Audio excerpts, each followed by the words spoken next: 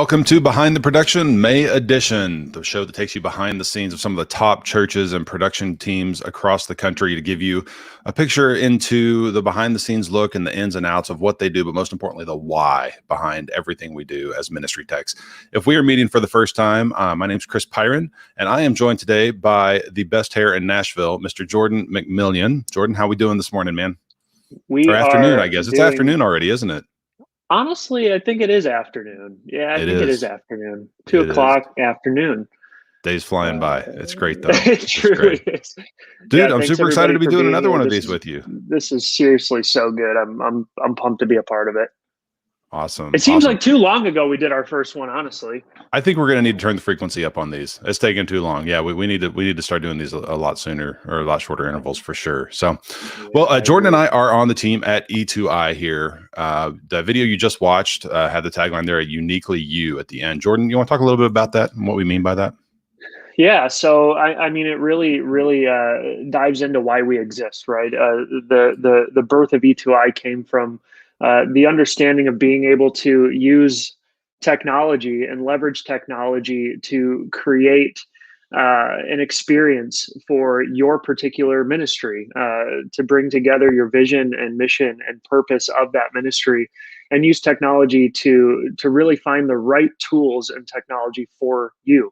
And so that's kind of where it really, kind of dives in. We partner with ministries from across the country, across the world, to do just that. A lot of people will use other ministries as a guidepost, but it's so important to make sure that we're taking into consideration all of the things that make you you.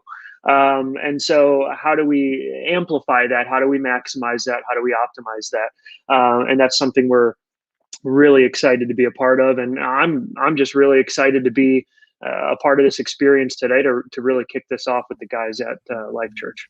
Absolutely, for sure. Me too. Me too. Yeah, we are really passionate about bringing the worship community together here, and I'm so thrilled to see everybody here. Just a couple shout outs. Alex, I see you over there. Glad you're with us today. Ryan, good to see you, man. Thanks for showing up. Brother Drew Hornback, all the way from the left coast out there in California. Hope you're doing well, man. Good to see your name and your face popping up here. So. But yeah, part of what we love to do is just figure out ways that we can add value to the worship community by bringing folks together. And today we have so much value stacked up for you guys. I can't tell you how excited I am about this. We are joined by a couple members of the central production team from Life.Church in Oklahoma City.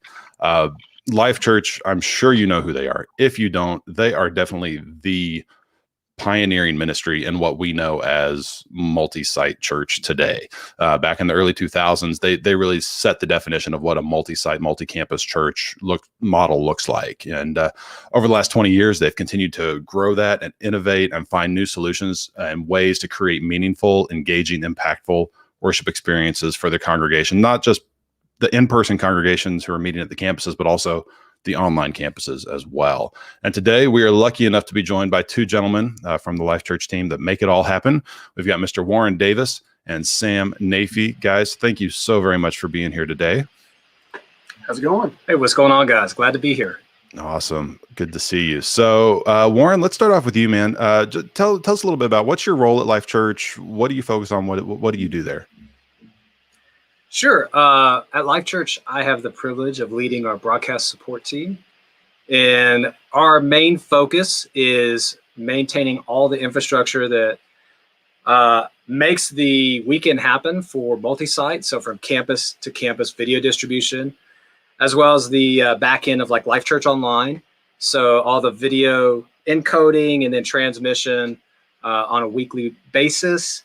We also support all of the broadcast gear that's inside of our Edmond campus location. So if you've seen our video on Church Front, all of the Ross Furios, the Sony F55 cameras, Sony switching, all of the cool gear that's in the racks there, our team gets to just maintain and keep it tip-top shape, all that stuff, so we can leverage those pieces of equipment to push the ministry and mission forward. Awesome. Cool. Sam, what about you? What's your role and what's your focus there? Yeah, I'm the audio director at Life.Church, and our team oversees just anything with audio attached to it, which these days just about every piece of content. We're lucky enough to partner with our creative media team and all the filmmakers and editors and content creators that serve the ministry of Life.Church. We partner with them to make sure that the audio is clean and clear, and that ultimately the message of the gospel is heard through worship, through any medium that we happen to be working in that day. Very cool. Yeah, I've long said that the church has the best message in town. Everybody ought to be able to hear it, right? So I've always been a huge proponent for great audio, which we were kind of joking about earlier before we kicked off here. So True that. Give me a little bit about your background, guys. Warren, how did you get started in church tech? Well, I grew up in the church, actually met my wife in the youth group. So we are those people in terms of being high school sweethearts. Just really my only real girlfriend. Went to, through high school and into college years together. And she's actually a worship pastor here at one of our campuses. And when we were in the youth group together, kind of our connection was I was a musician. And she was a vocalist, and we kind of teamed up and started leading worship for the youth group. And that led us into a season of itinerant worship ministry, through college and into our early adulthood. And around 2005, not around 2005, but at 2005, we had our first child. And in that season, we decided to stop traveling and had an opportunity to step into full-time church ministry for the first time, which was just a huge, awesome opportunity, to get to do ministry, the other 51 weeks of the year, as I used to say, and so we did that for a few years, and I was on that end of the stage. And just through the opportunity of getting to be around production, I started gravitating towards primarily audio, and developing a gift for mixing and developing that skill in myself. And that led me to stepping kind of away from the stage and transitioning more into audio production. A few years later, a couple church staffs later, I was the technical director at one place. And then in 2015, we wound up having the opportunity to join the team here at Life.Church as an AVL engineer. And so that's I've worn a few different hats here. But just had the opportunity to support the church and the mission of the church, from technology or from the creative side, on stage, off stage, behind the scenes, wherever God has, saw fit to use me. So I've just stepped into this broadcast role about 3 years ago, and we're just nose down, plowing the field on the broadcast side. Trying to land that thought there. There we go. That's cool. No, that's great that you've been able to see both sides of the stage, right? Because I know as a lot of techs, a lot of us have started in the tech world and just kind of always been there. But the fact that you've started on stage as well, do you feel like that gives you a different perspective or different insight a little bit? Absolutely. And I've always leveraged that. One thing I know is often for me, it's like all about people. And so we are in the tech side of it, in the production side of it, we're in a service-oriented industry. Whether you do this in a faith-based position or not, it's a service industry. And serving the people that are on the stage is like paramount to you succeeding in what you're doing. And so having been on the stage, I just have a good sense of, I know what, when I was mixing, I would kind of have that intuition of, I know what a lead singer or a drummer is looking for in a monitor mix. And I know the aesthetic of how they want the music to be presented. And so I'm going to leverage that in how I serve them. I know how I would like the stage to look, in terms of it not being a rat's nest. So I'm going to leverage that in how I set the stage so that they can focus on crafting moments where they experience God through worship. And so that just philosophy of taking that perspective and applying it to whatever role that I was doing, I think has been huge in my ability to serve others well. Awesome. Very cool. Sam, what about you, man? What's your story? How'd you get involved in church tech? Man, it's a pretty similar story. I did grow up in church, but it was an Episcopal church, so very mass-based, very much by the hymnal and the prayer book. So there wasn't a whole lot of technology, but there was a little bit. So we had some experience with microphones and things. And then I just played in bands growing up through high school, college, and I was lucky enough to have a good friend who I played in a band with. His father was super interested in helping us out and in creating teaching opportunities and learning opportunities for us. So he bought us a PA. So, a good old Mix Wizard 16.2. Come on, baby. And a pair of JBLs. We carted around everywhere. And I just always I enjoyed playing guitar, and I still enjoy playing. But I was always kind of fascinated. It's like, okay, how could we make this thing sound as good as possible for everybody in every seat? So I really started to just toy around with audio and just what it meant to record, what it was like to set up a PA and make it sound good. And kind of fast forward to college, that same friend and I were at the same school, and he was playing bass at the Stillwater, Oklahoma campus of Life.Church, and called me on a Wednesday, and I was actually working at a golf course at the time, and he called me and said, "Hey man, we don't have a sound guy tonight. Like, something happened. Is there any way you can come and just mix for us tonight?" I was like, "Sure, I'll be right there." So I went and mixed, and it was Wednesdays are youth nights at Life.Church, so it was a youth night, and I mixed, and then everything went seemingly well, and they asked me to come back the next week. So I came back the next week, and kind of just kept happening. And fast forward again, after I got married, we were living in Tulsa, and I got involved in the Life.Church South Tulsa campus as we were attending there, and was able to step into a position where I could help out in the booth and start mixing front of house there. So I spent my time mixing, playing a little bit of guitar, and just learning about Life.Church and the culture, and deepening my relationship with the Lord. And got lucky enough to step on staff in the same year as Warren, 2015. It's a good year. It was a good year. Yeah, it was in a similar role as an ABL technical engineer, and where we just supported the production needs of the campus, and really just learn, for me personally, just really learning what it means to be in ministry and to pastor and to lead volunteers and really leverage technology, for a greater cause.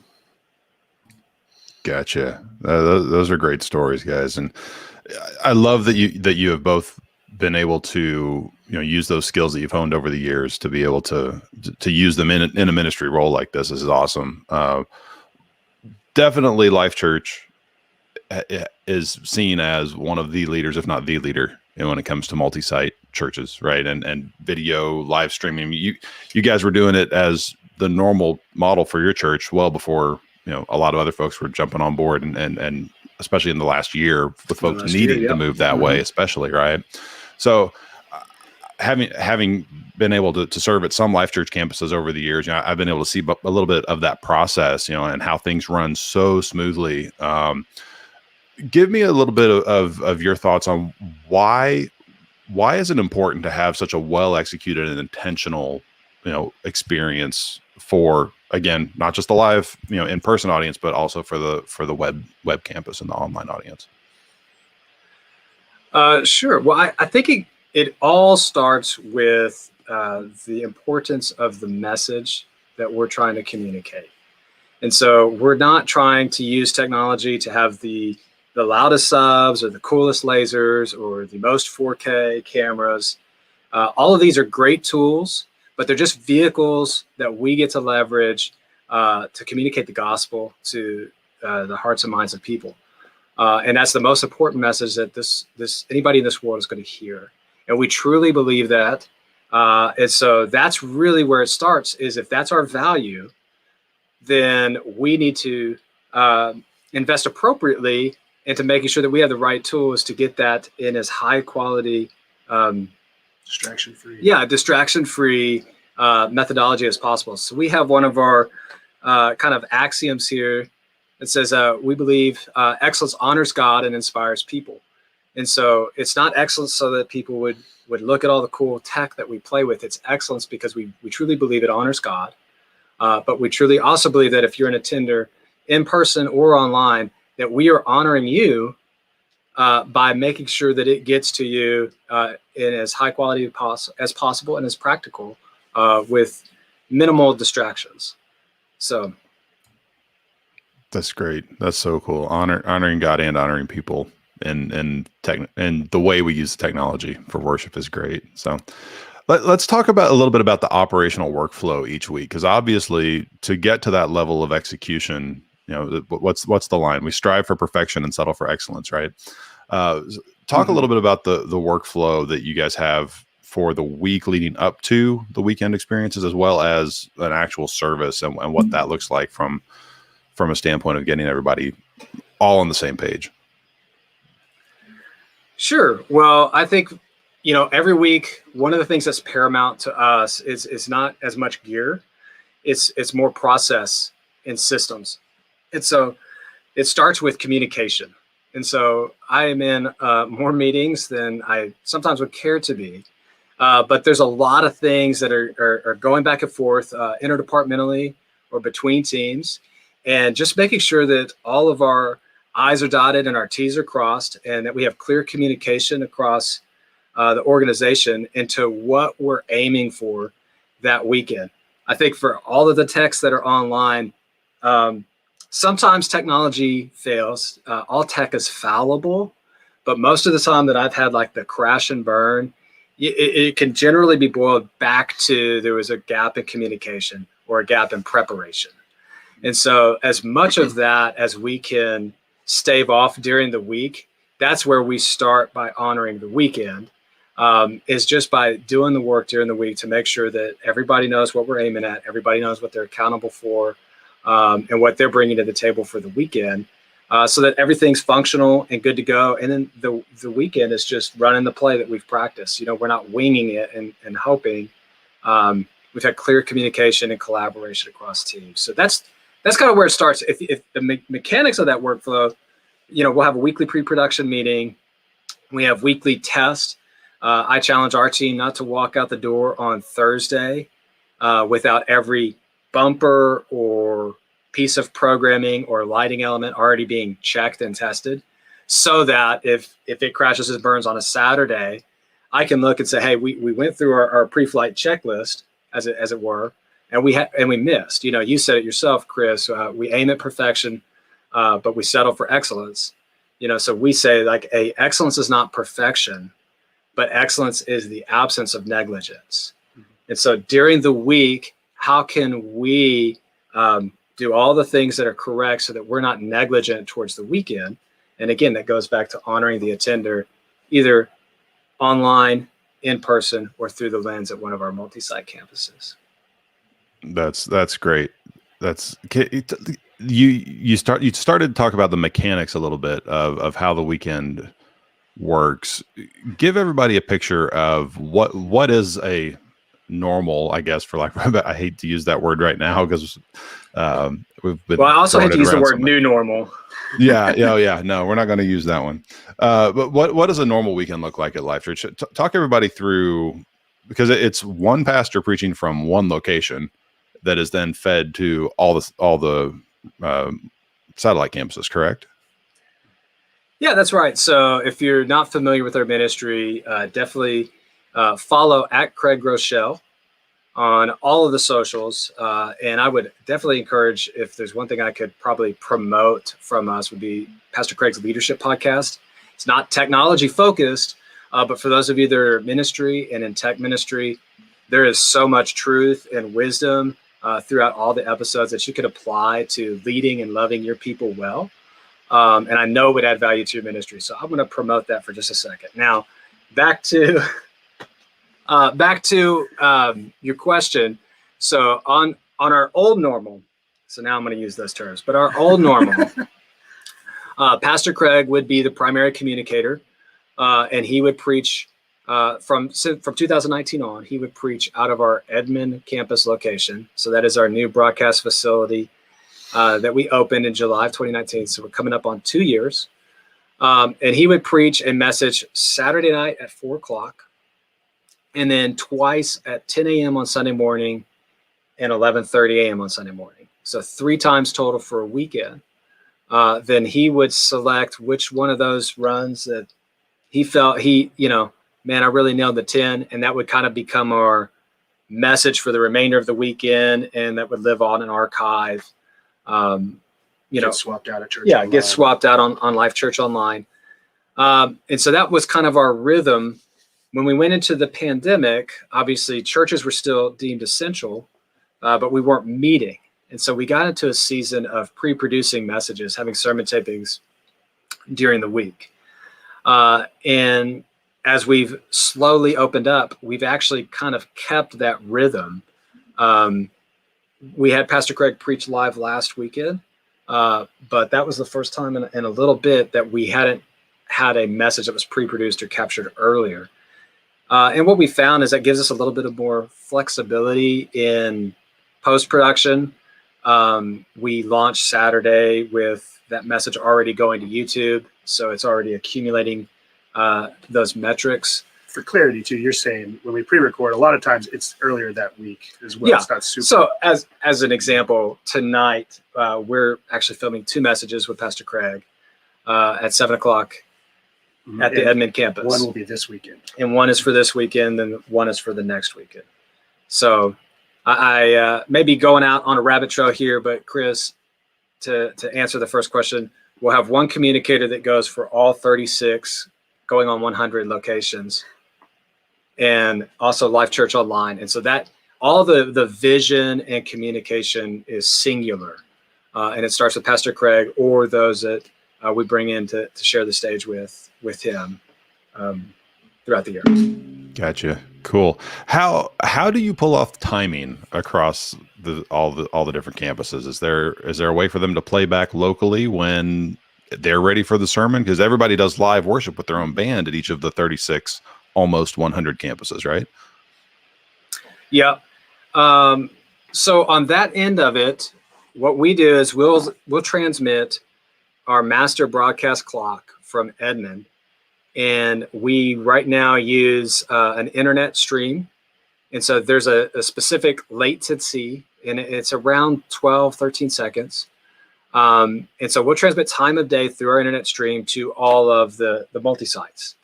And then a tech, it's pretty simple, but a tech at the other end will look at that return feed, and their time of day, their actual like GPS time of day might be 4:25. And the clock on their feed might say 4:25:11, and they'll click the clock to account for that offset to where their sat time is relative. So for you audio guys, we always talk about phase is not absolute, phase is relative. Our timing is actually relative a little bit. I see that smile, Chris. And so they might be offset from GPS time 12 seconds. And what that does for us is the worship set can be however long, that is going to be at a local campus, but they'll back time that to where it ends at 18 minutes after the top of the hour. So for a 4:00 service, worship is going to end at 4:18, and everything on worship's pre-produced inside of Pro Tools. And so we'll press play on Pro Tools. The worship pastor will lead through that set, and it ends at 4:18. Then we'll have a campus pastor come up, and they do kind of a touch moment, cast vision, maybe throw the series promo for the next weekend. And they have 3 minutes of stage time. And they do stage drills every week to make sure that they land that timing. They're looking at the back of the room, and they land that communication right at 4:21. And that's when we're live everywhere. And so that campus pastor will say, man, we have a great message. Let's go right now to Edmond, Oklahoma, and hear from Pastor Craig Rochelle. Boom, it's 4:21, and then our text just takes that. So we don't have any way of displacing the sermon. Like, we're not recording and storing and then like have a growing file. It's just, we're synced up. It's a very simple process again. Tech low, just offset the clock. You asked about recording too as well. So the local campuses are recording they are recording locally. So say we pre-produce that message. On the first round, they're going to take it live and then we'll record it as local backups, usually on 2 different devices. So there's multiple backups. And then if there's any services that deviate from our schedule, our broadcast schedule, they have the ability to play that locally, but they're still running the same timing as if we were live. Mm-hmm. Gotcha. That's an insanely simple process. It's way easier than I thought it was. I thought there had to be some right. Yeah. Click at right time and take the offset. That's we've actually looked at how can we send SMPTE down? How could we sync up in-ears? There are a lot of churches, and what happens is the more complex the system gets, the less scalable it is. And so for us, part of what we feel our vision is scale. And so sometimes those processes just need to be as simple as possible and as practical as possible. And so we could make it, we could complicate it, and that actually could give us some options that we don't have right now, but we trade those off just for the simplicity of it, so that we can scale more efficiently. Gotcha. So you mentioned a tech at each of the local campuses, each of the satellite campuses.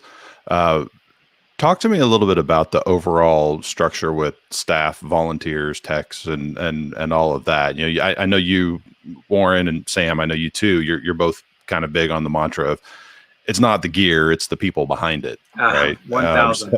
Talk to me a little bit about what does that structure look like across all 36 campuses? Sure. So from a staff perspective, the worship pastor at each location is kind of the production head, if that makes sense. There's no technical director. The worship pastor is the technical director, also, obviously the worship pastor. So they lead a team of volunteers and contractors and band and various groups of people that just execute the mission on the local campus side. So a lot of times we kind of have a Microsoft Teams chat going with each campus on the weekend. And a lot of times on the other end of that chat, it is a volunteer. So that kind of guides our communication, our approach to everything that we do is we're trying to gear it towards volunteer engagement and how can we create more opportunities for people to ultimately get plugged into the church. Because anybody's looking, we're all like looking to be needed and known. We're all looking to be like plugged in and engaged. Like we're most engaged, we're most the church whenever we're providing those opportunities. So as many of those we can provide, that's what we're all about. Yeah, I'd even add to that. A lot of our role is equipping and training the saints for ministry. And often in tech, we want to do. And really, when you're walking this ministry journey and you have people that you're leading, you want to give away, but not as a, please go do this task for me, but it's an opportunity for them to also participate. And so the investment from us is not in what we do, but honestly, it's in other people and allowing them to serve and come alongside of us and participate in the ministry. So when you reframe that from, I need to go do whatever is on your task list today, to the important thing is people. And I'm here, God's put me in this position to equip and train the saints for ministry. It's a total mind shift as a church tech. Cool. Let me flip this whole conversation now 180 degrees. Because we are training the saints for ministry. We have these people who we are pouring into and investing in, and we're giving them tools to do a job for the ministry, right? Obviously, it takes these tools to make it all come together. So what do you look for when you're trying to choose the right tools and the right technologies and the right processes to help support the vision and direction of Life.Church? That's a great question. We were talking about this the other day. You had a great.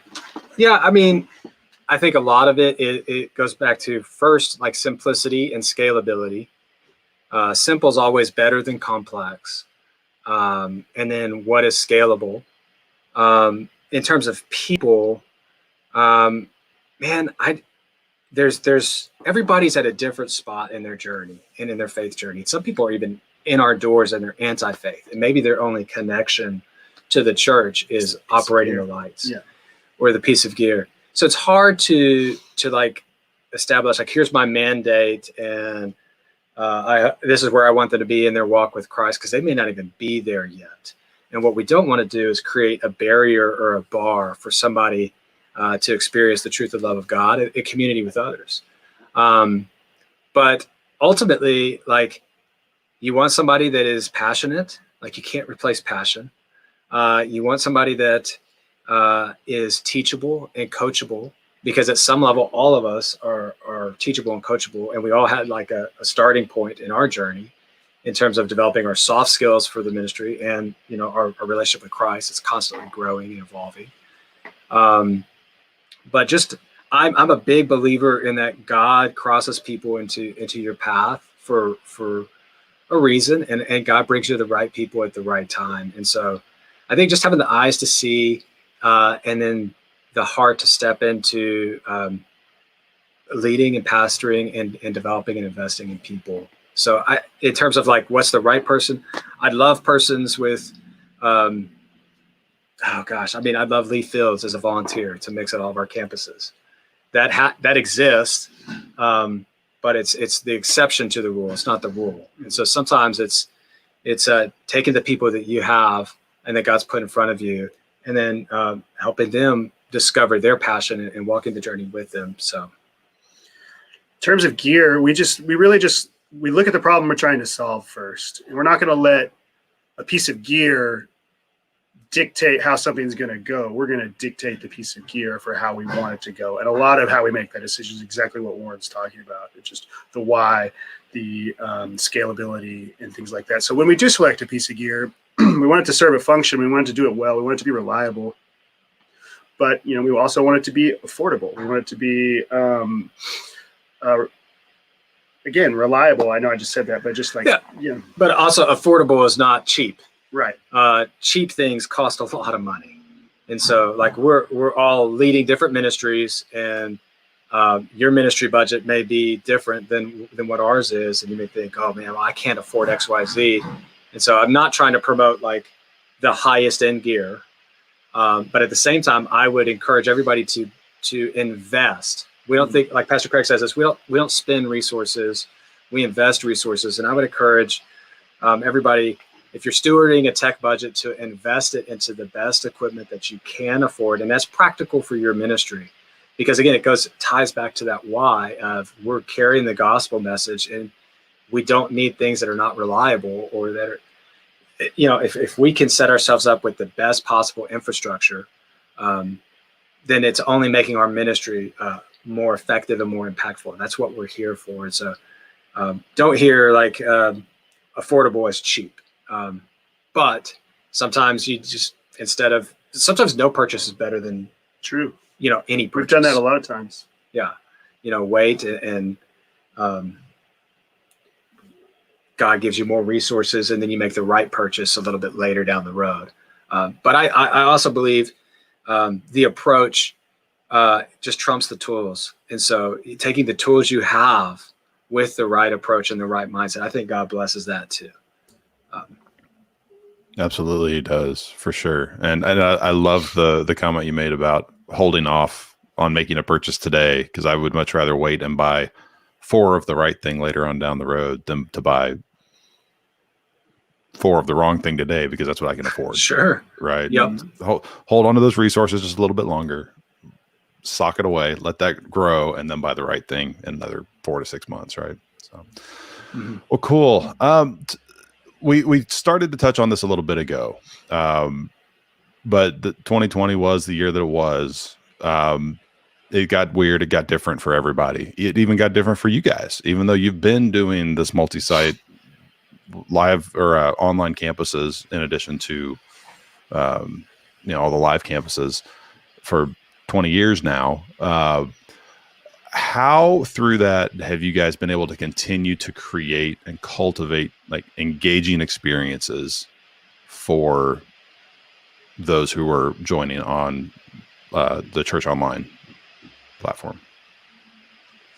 Yeah, I mean, Warren and I are lucky in the sense that we're standing on the shoulders of a lot of people who have already put this work in and really have developed this model, and we're just stewarding it at this point.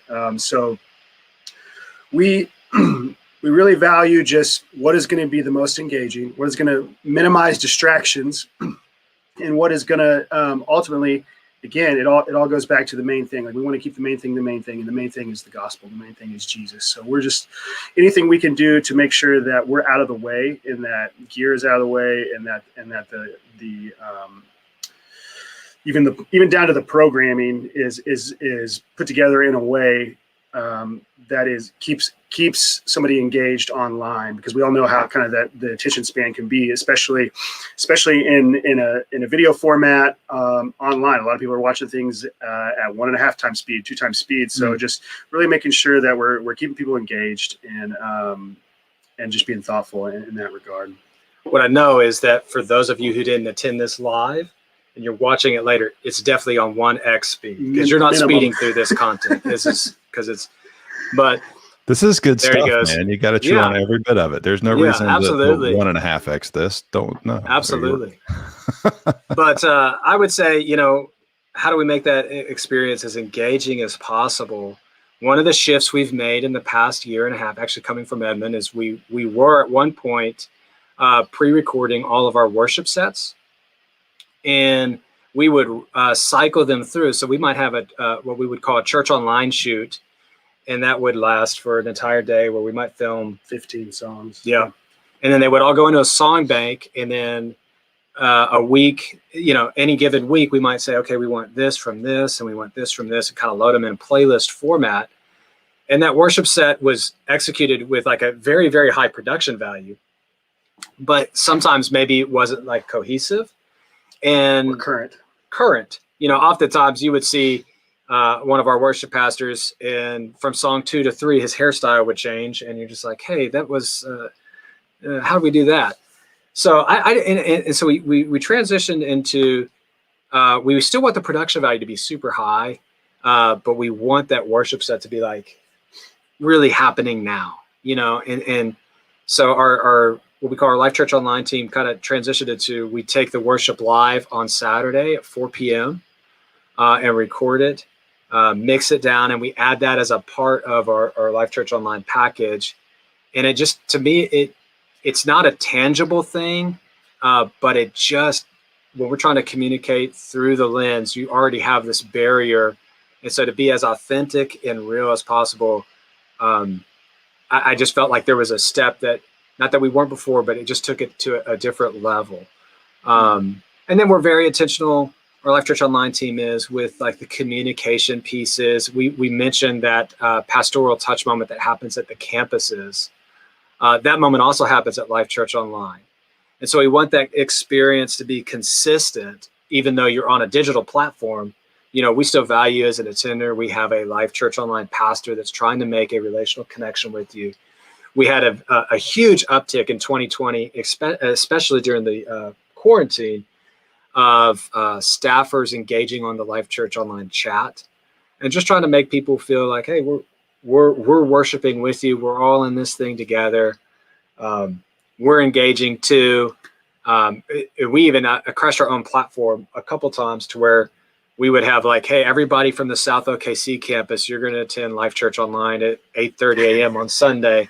And then everybody from the OKC campus, you're going to go at 5 p.m. Remember those days? Like, and it feels like 3 years ago now to me, but it's like, it's just, we did a lot of shifts, and we just tried to make it as relational and connecting as possible. Like, production value is important, and that's high, but making a connection, being as real and authentic through the lens, that's what makes the difference to us. For sure. So that's funny. You had to ration your bandwidth on on the weekends. That's awesome. That's a great problem to have, though. That's a great problem to have. It is. So, well, I'm going to go back to something we talked about a little bit earlier. Sam, I want to kind of put you in the hot seat here for just a minute. Warren, feel free to jump in and bail him out at any point if you want to. But we were talking about the importance of audio, right? And then having a great mix for broadcast. And that's obviously... Is this another one of those 180 degree shifts? And if so, is it phase or polarity? Neither yet, because we want to keep everything in phase, in polarity, right? So Sam, talk to me a little bit about the importance of audio for broadcast specific? Because that's your Sure. seat on a weekend, right? Is mixing for broadcast. So how can that mix, kind of make or break a worship experience or an online event in your eyes? Well, there's a lot of things that go into it, and we all, anybody who's in ministry and doing this, we're all aware of, what can make or break. Obviously, what could break something is no audio, right? No video can happen. No offense for him, but no video can happen, and we can still have church with audio. So it is very important, and we value it, and we value just making sure that things are clear. Like we could get into like compression and LUFS and all this stuff like that, but really, like, what's important is that, was it clear? Did the attender online have to turn their volume up too loud? Was it loud enough? Was it distraction free? Were the things happening in the room that could cause a distraction online? So really just keeping the end user in mind, the attender in mind, and making sure we're crafting a mix that is ultimately just accessible, clear, and distraction free. Great. Yeah, and I would say, obviously, video is a large passion of mine, and I think it definitely plays a role, Sam. But I heard early in my audio career, it was, hey, video is like the sizzle, but audio is the steak. And so it's like if you and I were to lose video signal right now, we could still have this conversation. But if you and I were to lose audio, the effectiveness of what we're doing right now would drop to near zero. And so it's just so important to have good quality audio. I think it's Don Davis who said this quote from like the 70s or 80s. And it was like, if bad audio were fatal, it would be the leading cause of death. And so, well, everybody has ears. I mean, like everybody has opinions. So, we just try to like really try to account for them as much as possible. And like no opinion is a bad opinion when it comes to audio. Absolutely. Like, if somebody says it, they experienced it, so it's not like you're lying. It wasn't too loud in the second row. It was probably too loud. You know what I mean? Yeah. So it's just being open and having a heart to serve, because that's ultimately what we're doing. So instead of it's real easy if like you say you get some feedback, and I mean the opinion kind. Yeah, not regenerative. that like that maybe it doesn't sit well with you. That's okay. Like a person experienced it, and that's an opportunity for you. That's an opportunity to pastor. Like we say this all the time. Like we pastor first and we audio second. So like that's an opportunity to engage with an attender, whether it be virtually online or in a room. And really just like use that as a ministry opportunity to like engage with them and make them feel heard and make them feel needed. But it's also not placating somebody who comes to you with feedback, because the reality is sometimes as techs, we have the right language to articulate what somebody might be feeling and experiencing, and they don't. And so that disconnect kind of makes us, if it could puff you up, the Bible says knowledge puffs up, but love builds up. And you can think, well, I am the expert at this, or I have a degree in audio engineering, or I've been mixing for X amount of years. You wouldn't even know how to turn on the sound console. And in our heart, we're trying to invalidate their feedback. But the reality is there's probably an element of truth in whatever they're saying. They may not have the right language to wrap that piece of feedback, but they're trying to express something that's true to you. And if you're open and saying, okay, I'm committed, I want to get better, and ultimately I want to serve this person as much as I want to serve the large audience. How is there something here that's actionable for me that I can use to serve this person better and to grow from it? Trying to mine out whatever that nugget of truth is that might be in there. It's like, okay, I could probably chew on that a little bit and see what's going on there. Yeah, that's great. That's cool. So Sam, I don't want to get into LUFS and metering and going the hours and all that kind of stuff, because I have a feeling Jordan will probably fall asleep on us over there. I mean, he probably will, honestly. But anyway, maybe. So Sam, when you're building a broadcast mix, and I know this is a hard question to answer, but what would you say is the most important thing when you're building a mix to go out for live stream? Oh, that is a hard question. I mean, again, that intelligibility, all those like those kind of that is I would consider a fundamental, right? So if we're talking about blocking and tackling, like intelligibility is going to be a fundamental. Level is going to be a fundamental, right?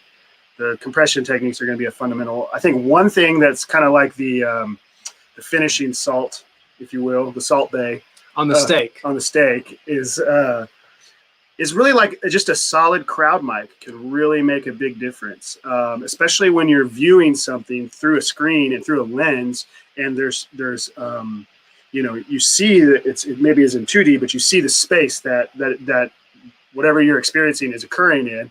I think even just one microphone in the back of the room, I'm going to say what kind of microphone, any microphone in the back of the room, getting a little bit of that can become the glue, can become what could take your broadcast from something that is kind of very intimate and very different to really bringing it up and making it immersive for the person trying to watch in the room. You get that applause, you get that ambiance, you get it's context. Yeah, it's context. You were talking about this the other day, like how, sometimes like especially like if you're mixing and like say you don't have a dedicated broadcast mix and you just have one console and you're spitting out a broadcast feed off the console. You were talking about this the other day. It's like, if you have one console, and how often do we record our board mixes? I remember recording board mixes before you could do it on a USB drive. So Chris, you're probably with me. I mean, even before it was, it used to be an optical disc. No, they look like Frisbees now, but I would record on tapes. And then I would listen to these things back and I'd be like, that was not my experience in the room. The vocals are way up here and the drums are way down here. And it just didn't have that perspective. I thought this was great. And then I'm reevaluating my life choices because I think the mix is so bad. And so you can work really strategically, even if you're on one desk, to set yourself up to where what you mix in the room translates to that online experience or downstream destination, whatever that is. There's some, for me, we talk about what's the main thing with building a broadcast mix. To me, it goes to Pastor Craig's mic for our context. Like if that is intelligible, then we're good. Like, because those are things that I think you said they're fundamentals. For me, they're objective. Like that was an objective. It was loud enough. I didn't have to crank my laptop and I could hear the words. The subjective stuff might be, man, I really like to sidechain that bass guitar to that kick drum. And man, what was that plug-in you used on the guitar? Like those are cool, but that's subjective. But like if you have one console and you can orchestrate your mixes to where you have a crowd mic feeding it, and you've compensated maybe the mix that feeds online to match the frequency response of the PA to where your processing and equalization changes track throughout. Like it's just intentional. And even going back to like doing stuff during the week to prep and process your own processes, not processing. That's where it starts, and it's way more of that stuff than it is 100%. gear. 100%. Yeah, absolutely. I couldn't agree more. You both said something that leads me to a question that I saw here that I think would be really good for you to both dive in on. Warren, you talked about recording the tape. I was a little more bougie. I had a mini disc that I recorded my board mixes on. There you go. I probably have some cassettes somewhere too, but so let's say someone jumps in the chat here and says, "Hey, no way." Oh, there's one right there. Let's keep this plan and go. It says 02 on it. 02, nice. Let's say someone has not. But let's say someone jumps in the chat here and said, "Hey, my church has limited people, and we have one console, and I need to get noise. I need to get a mix, going out to our live stream because we are running to an encoder, and we're using the church online platform for our church. And where do I even start, and how do I develop an excellent stream with that, or how do I develop an excellent mix to go along with that?" Yeah, I mean, it all depends on what's available to you, and you can make it great with any piece piece of gear, and again, like Warren was talking about, like PA optimization, or just, say you've got speakers on a stick and you've got a 6-channel analog console, just even splitting out that output and spitting it to a stream, that's going to be helpful. It's not about, I can't broadcast online because clearly I don't have this, I don't have an extra mix, I think it's just a willingness to dive in, and you're going to learn. Like I would just encourage a person that's in that boat to just try some things. Like literally just take your output of your mixer and go straight to the church online platform and see what you learn. It goes up from there. One of the mixes that I would always use to evaluate myself was Church on the Move and Andrew Stone's. And I mean, years ago, before the SSL days, I mean, he was using a Heritage 3K, and I love that console. It was like the first big console I ever got to use, and I thought it was so cool. It had 24 mixes and just so many knobs on it. It was, and the Midas thing. Anyways, but I remember watching like something like a rig rundown. Maybe it was on Seeds, and he was talking about his mix, and it was really just the mix that he sent to the PA.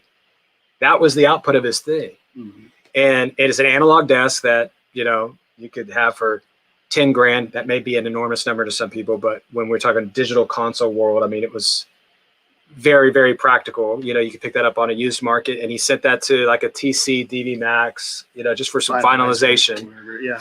And then that went to, and so it was just like, that was one of those aha moments for me, that it was, man, I don't have the $100,000 console, so I can't fill in the blank. Versus like, man, this is the tool I have, and this is how I use it, and I've worked on my craft.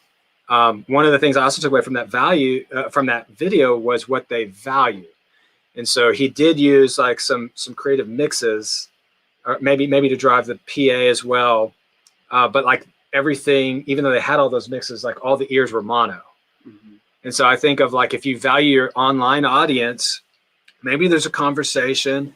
That not everybody has to have a stereo in-ear mix.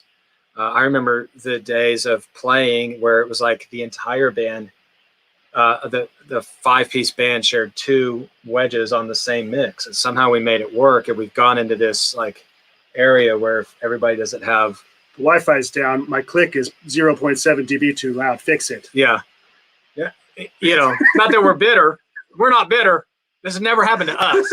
But we've heard stories. You never heard that said before. Okay. So that, yeah. But it's like a conversation about what you value. And so if we're going to value this online audience, and this is the gear that we have, then maybe we need to free up a mix for them, so that we can serve maybe 100 people that are checking out the stream. And maybe what we give up is the preference, because I love stereo in-ears just as much as the next person, but I would be the first to raise my hand and give that up and say, yeah, I as long as I hear the hi-hat, I think I could even play without, like, just whatever defers to the online congregation would be my position. And I think another value for me when building a mix, and one thing that I judge is more than like EQ choice or, layering, is if I see it with my eyes, I want to hear it with my ears. Yep. And so I've watched a lot of streams over the past year. Not that, everybody's at a different spot, so this is not from a judging position, but it's like I'll watch a stream and I'll see a vocalist going after it, or there's a guitar player, and they're just, and I don't hear it. And so if you can even keep that simple phrase as like a value, if I see it with my eyes, I need to find a spot in the mix for it to sit with my ears. And you can grade yourself that way. And it's a process, and it's a moving target from week to week. You think you nailed it one week, and then you come back, you're like, oh my gosh, like, it's a journey, and we've all experienced that, but just defining what you value. That's so cool. I love that. Sam, you have a unique situation. Not unique. You have an excellent situation there at the Edmond campus where you guys are actually sitting in your broadcast suite right now, aren't you? Correct. That's correct. Okay. That's what I thought. So you have a broadcast suite that's away from the worship center. You're in a different room. You're pretty well isolated from everything else. You have your own set of monitors there in front of you that you're listening to, and you're building a mix there. Mm-hmm. Knowing that a lot of the audience is probably watching on their laptop or on their phone. How do you make sure that that mix is going to work for them? That's a great question. And it really is just references. And I'm not saying in terms of I need to have 13 pairs of studio monitors to understand what's happening. Even if I didn't have this space and I was mixing on a front of house console, like just a solid pair of headphones and maybe a second pair of headphones where we could just reference. So a lot of what we talk about is really just changing our perspective, getting out of the even with the studio monitors, just getting out of the studio monitors, getting on a laptop, getting that instant feedback. Okay, what's happening on a laptop? One thing we do is we do a dress rehearsal at 2:30 every Saturday. So 2:30, all the engineers are in the red and we're all recording. And then at 2:45 or 2:48, when the set's over, we all huddle up and we listen to them and we pop them around on different speakers. We pop them around on the Auratone. We put them on a laptop. We put them on an iMac. We put it on our phone. It's just a Dropbox link. And so even that is streaming, like it's buffered, like it's not even full, like it's a wave, but it's like it's streaming. So it's like, okay, what is it doing to this? And we instantly give each other feedback. And a lot of times I'm actually not the one mixing. At this point, we have a great team here of several engineers. And there's a lot of times where I'm not mixing and I'm just kind of floating and I'm just facilitating conversations. A lot of times it's like, hey, broadcast engineer, what do you think about the Pro Tools mix that happened out there? What could have been better? And he or she gives that perspective. And then they flip roles and they give each other feedback. We bring the front of house guy in to or gal in to give their opinion. We ask the worship pastor. We ask the church online staff. And really what we're looking for is perspective. So it doesn't require gear. It just requires perspective. And for us, that's people. So just getting opinions early and getting them out and directly and honestly. Yeah. That's great. Part of our weekly communication too. Like on Mondays, we have a recap where we watch the entire service, the worship portion of it, top to bottom, and just evaluate, what do we love and what do we learn?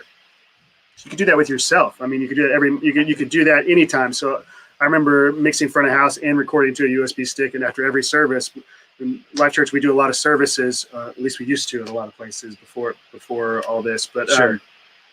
I remember every service, I was just listening back to in between services, listening back to what I just did, and just be like, oh gosh, you need to fix this, and this, and it just you just improve at a much higher clip if you're just constantly evaluating yourself and evaluating what you're doing and just getting opinions from others. Absolutely. Yeah. Just because service is done at noon on a Sunday doesn't mean that the learning is done. That's actually when the learning can start, right? When we have the snapshot that we can go ahead and listen back to. And the perspective, the perspective of a night's sleep. Like when you're in it, it's different. Your emotion is in it. Your ethos is in it, so it's like getting a night's sleep, getting out and coming back and getting a fresh perspective of your own even is valuable. Yeah. Yeah. I used to think like mixing front of house. I'm not the only person that would use this analogy, but I feel like that person is a part of the band and they play the loudest instrument, and that's the PA. And so you talk about like you're in it, like I'm not just managing faders when I mix. I am trying to dynamically rise and fall in tandem with the worship team. And so sometimes that's not your best like evaluating ear because you are participating in leading worship with them. Rather than I'm just teching. I'm not a tech. I'm a part of the team. I'm a worshiper. Yes. And so like I think of like when I shared the story about the somebody's feedback, maybe they don't have the right language, but it's still accurate. You asked about like phones and laptops. I would evaluate my board mixes in my studio and listen to them. It's acoustically treated. I got control room monitors, crank it up. I'm even going through a summing mixer. I'm like, man, this sounds dope. And there would be like feedback from our church, our online stream. This is prior to me being at Life.Church, where things didn't translate. They're listening to it on their laptop. And I would be like, well, your feedback is really invalid because it sounds killer in my $15,000 control room setup. But most people consume it here. And so if that's where the people are, then that's where my perspective needs to be. And so listening to that, and that affects how I would mix or even process certain things. because the decisions for the iPhone speaker or the laptop speaker are different than the studio monitor. And so just that constant feedback loop and then application of those learnings to try to get something that translates across as many mediums as possible. That's the goal. And it's difficult, but it's a pursuit. Mm-hmm. Mix is never done. It's just do. Yeah, that's absolutely good stuff. Somebody told me that one day. Unless your church is handing out, JBL 7 series monitors at the door for everybody to go listen to the live stream on at home. Silent disco, man. You do have to keep that perspective for sure. So, well, guys, where can everybody connect with you on social? It's Life.Church Tech is one of them, right? Is that still on Instagram? Yeah, Life.Church Tech on Instagram. We talked about the clock a little bit. If you like dad jokes and inside jokes, you could follow at LC Whopper, WOPR. Nobody under you. If you know, you know. But I'm going to plug that here and hopefully get hopefully our email inboxes don't blow up. a few followers on that account. That's one of those processes again where we try to create community around just even things like dad jokes and humor, and just keep people connected to the church throughout the week. Those are our main tech socials. Our personal socials are really irrelevant. Now all the fun stuff's on these anyway. So yeah. And if someone does want to check out Life.Church, the church's Instagram, it is at life.church. And then you can of course find them online at life.church. That is the website. There is no .com. It is a .church. So there is no .com and the .tv is gone.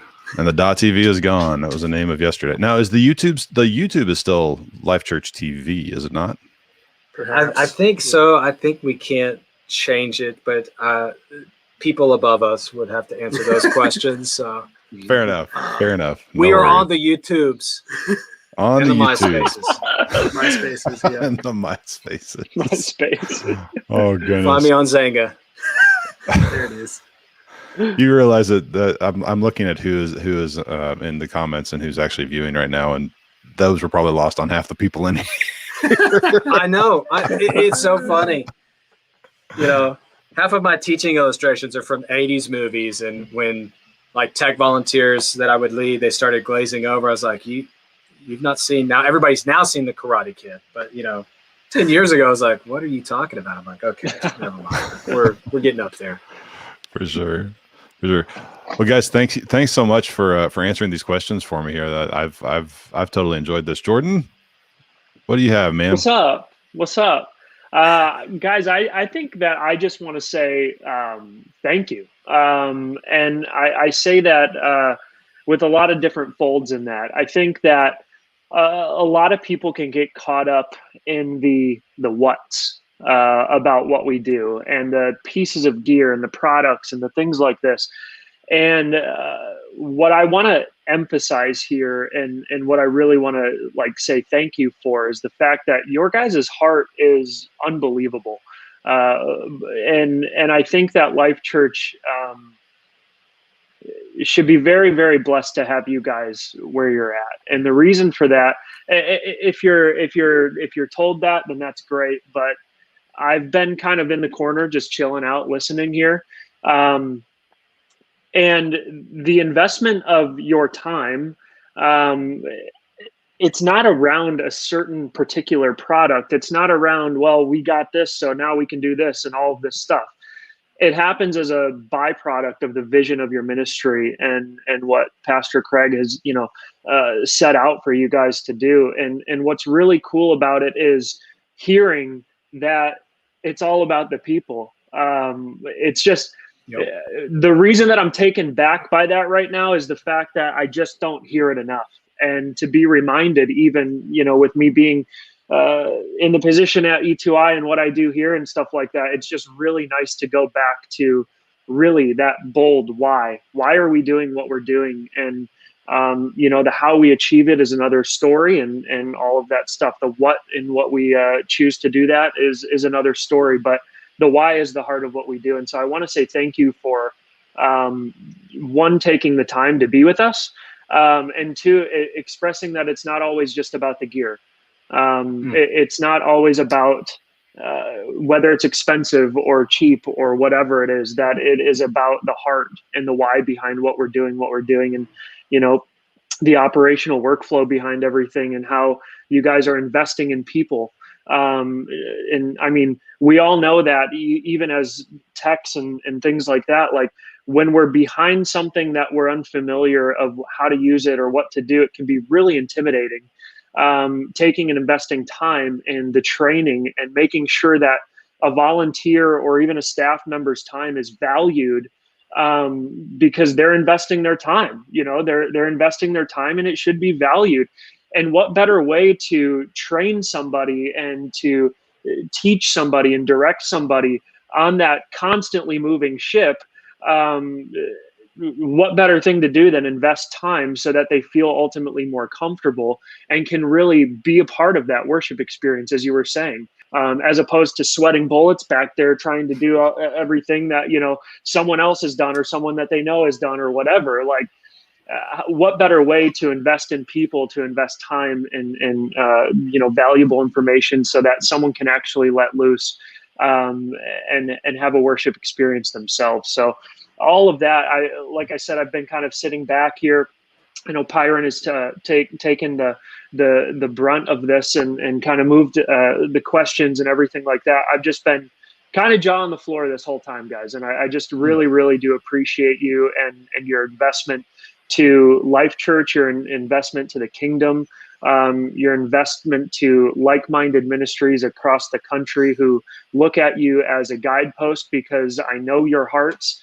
And I know that you are willing to teach, and that you guys are great teachers as well. And I can't thank you enough for taking the time to be with us on the show. Thank you guys for having us. We really appreciate it. Yeah, thank you so much. Yeah, absolutely. Thanks, guys. We do appreciate having you here for sure. So, well, Jordan, man, this has been great. I've learned a lot. I know you know, I'm going to echo what you just said. I've learned a ton today from these two guys. They've just been absolutely awesome. For those of you who are watching on the replay, if you do have a question, please leave it down in the comments, in the comment section below, and we'll definitely get back to you on those if you do have a question about something that Sam or Warren had shared with us today. In the meantime, please feel free to drop us a note at hello@e2idesign.com. If you have any questions, we would also love to connect with you on all the socials, and you can find us there at E2iDesign on all of those. So I hope that everyone has had a great day. I know I've learned a lot. Jordan's learned a lot. And stay tuned. Keep an eye on your inbox and on your social platforms for the next Behind the Production.